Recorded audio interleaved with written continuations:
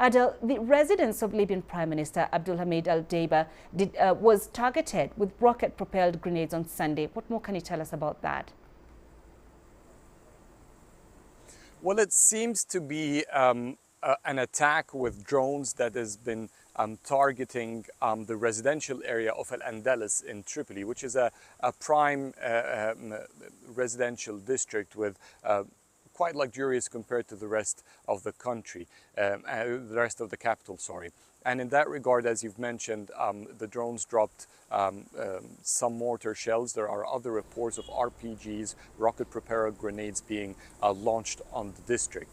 But generally, it doesn't seem that only the residence of Prime Minister Abdulhamid Dbeibah was affected, as well as we're getting news, a statement from the advisory office for the Prime Minister, led by apparently a relative called al-Dbeibah, who also says that his residence was targeted in these attacks. So it seems that there has been several sort of rocket attacks in different areas within the Al-Andalus district, where many prominent figures in the Libyan political scene are taking residence there.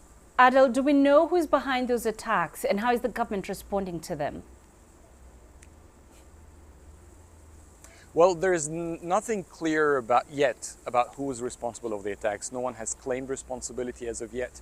The techniques being used are quite common for many Libyan militia groups. In recent months, there have been sort of an escalated division and a struggle over power between Libya's militias that dominate and more or less control Libya's western capital in Tripoli. The response, as you've mentioned earlier, was the deployment of other militias groups, heavily armed. They spread and scattered all across the Libyan capital, specifically intensifying their presence in an Andalus district to maintain security and try to push away further attacks.